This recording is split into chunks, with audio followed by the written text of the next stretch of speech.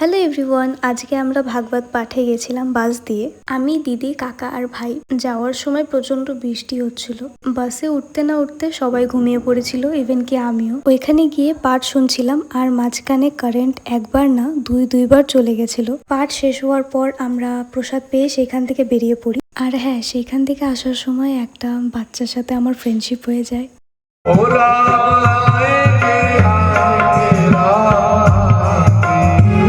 আসার সময় আঙ্কেলদের গাড়ি দিয়ে আসছিলাম আর আঙ্কেলদের গাড়ির টায়ার ব্লাস্ট হয়ে যায়। ওনাদের বাড়ি অব্দি আসার পর আমরা একটা নিউ এক্সপিরিয়েন্স করি। ট্রাক দিয়ে যেতেছি এখন বাড়িতে।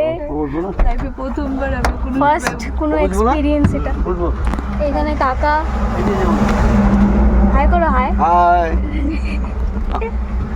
বাড়িতে আসছি আমরা 3টায়, বাট আমার ঘুমাতে ঘুমাতে ভোর 5টা বেজে গেছিলো, বিকজ আমি কিছু কাজ করছিলাম। স্কিন কেয়ার করে আমি ঘুমিয়ে পড়েছিলাম।